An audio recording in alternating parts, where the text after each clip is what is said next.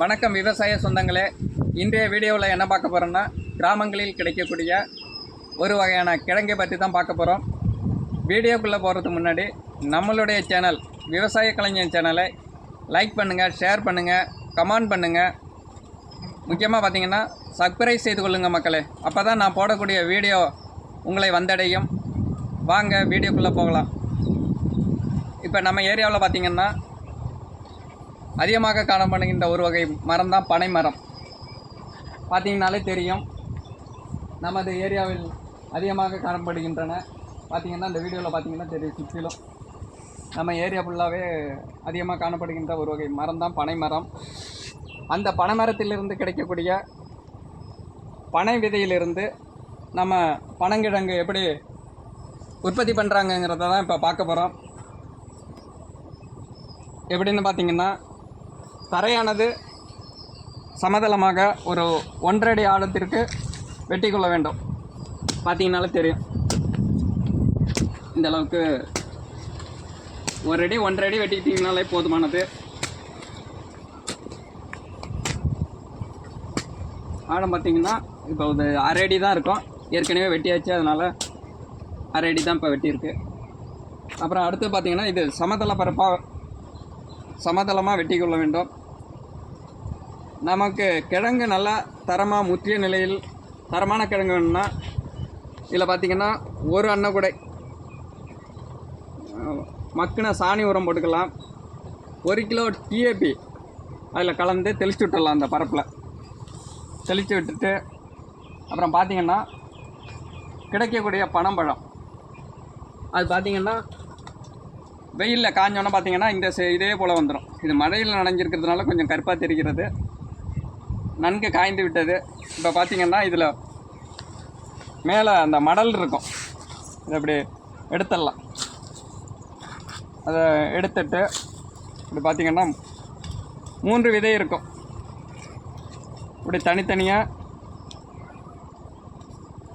வெயிலில் காய வச்சிட வேண்டியது தான். வெயிலில் காய வச்சிடணும். இப்போ காய்ஞ்சதுனால கொஞ்சம் அப்படியே கருப்பாக தெரிகிறது.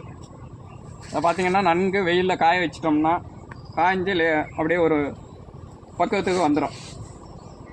இதை எப்படி மணலில் நம்ம பதிய வைக்கிறோம்னா, அதுக்கு முன்னாடி பார்த்திங்கன்னா இதை மாதிரி சிறிய விதையில் இப்போ நம்ம தனியாக வைக்கணும். அப்போ இது வந்து சிறிய கிழங்காக இருக்கும். பார்த்திங்கனாலே தெரியும், இந்த விதையை பாருங்கள், கொஞ்சம் பெரிய சைஸாக இருக்கும். ரெண்டுக்கும் டிஃப்ரெண்ட் தெரியும். இது கொஞ்சம் பெரிய கிழங்காக இருக்கும். அதனால் நம்ம வந்து சிறிய கிழங்கு வரல, சிறிய விதையை வச்சு தனியாக இது பண்ணணும். பெரிய விதையை வந்து அது ஒரு சைடாக பண்ணணும். அப்போ தான் இது பெரிய கிழங்கு வந்து நம்ம விற்கும்போது கிழங்கு வந்து தரமான கிழங்கு தான் அதிக ரேட்டு கொடுத்து எடுத்துக்குவாங்க. இப்போ அடுத்தது எப்படி நம்ம பதியிடுறோன்னா, அந்த சாணி உரம் தெளிச்சுட்டு அதில் டிஏபியும் தெளிச்சிடுறோம். அதுக்கு பிறகு இதன் அடிப்பகுதி பார்த்திங்கனாலே தெரியும், இதனுடைய அடிப்பகுதி மணலில் அடிப்பகுதியும் நம்ம மணலில் படணும். மேல் பகுதியும் மேல் பக்கத்தில் அப்படி இருக்கிறாப்புல மணலில் பதிக்க வேண்டியது தான். இப்போ பார்த்திங்கனாலே தெரியும், அடிப்பகுதியிலிருந்து தான் அது விழுதானது கீழே பூமியை இப்போ பார்த்திங்கன்னா தெரியும். சின்ன சைஸாக இருக்குது, இது கொஞ்சம் பெருசாக இருக்குது. இந்த ஈரம் பட்டோன்னா விழுதானது இறங்கிச்சு. இப்போ அடிப்பகுதியிலேருந்து அந்த விழுதானது கீழே இறங்கும் பூமியில் நல்லா ஊன்றி இந்த அளவுக்கு இப்படி வைக்க வேண்டியதான். இப்போ பார்த்திங்கனாலும் தெரியும். இப்போ இது வந்து 30 நாளுக்கு முன்னாடி நம்ம ஒரு 30 நாளுக்கு முன்னாடி கிடைச்ச அந்த விதைகளை கொண்டு நம்ம அதை பதிஞ்சிருக்கிறோம். இது 30 நாள் ஆகிட்டு. இதன் கிழங்கு எப்படி இருக்குங்கிறத வீடியோ கடைசியில் பார்க்கலாம். இப்போ வாங்க வீடியோ பதிகிறது எப்படின்னு பார்த்துடலாம். இப்போ அடிப்பகுதியை இப்படி மணலில் பதிச்சு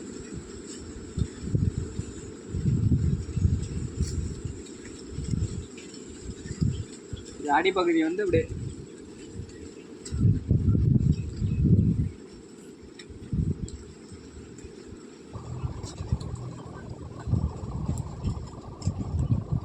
அப்புறம் பார்த்திங்கன்னா இதில் வேஸ்டேஜ் இருக்கும். அணில் கடித்தது போனது தேவையில்லாதெல்லாம் இதெல்லாம் பொறுக்கி தூரப்பட்டலாம். அதை பதிஞ்ச பிறகு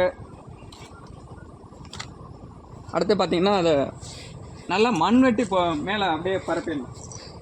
அந்த விதை தெரியாத அளவுக்கு மணல் கொண்டு அப்படியே நிரப்பிடணும். பார்த்தீங்கனாலே சரி, மண் போட்டு மூடிட்டோம்னா அந்த ஈரமானது அது மேலே பட்டு கிழங்கு கீழே இறங்கும். அந்த ஈரம் இல்லாட்டி வெயிலில் காஞ்சி ஒரு மாதிரி ஆகிடும். ஈரம் இருக்க இருக்க அந்த கிழங்கானது கீழே இறங்கிட்டே இருக்கும்.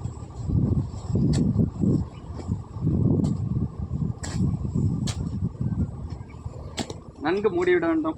அந்த விதை தெரியாத அளவுக்கு மூடினால் போதுமானது.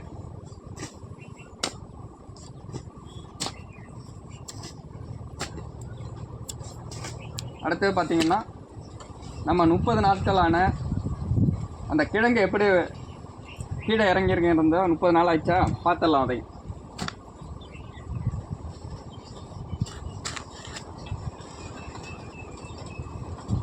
பாருங்க மக்களே,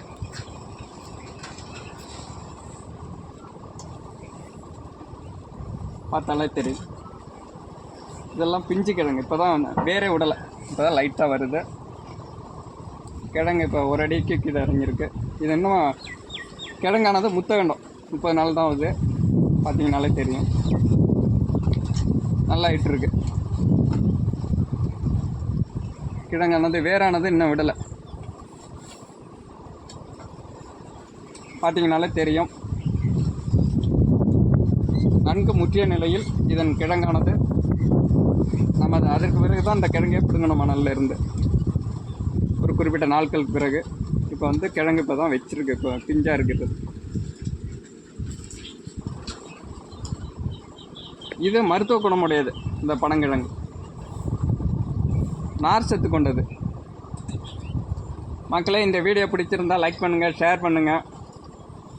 இந்த கிழங்கானது நன்கு முற்றிய நிலையில் மற்றொரு வீடியோவில் முழு வீடியோ பதிவும் பார்க்கலாம். நன்றி மக்களே.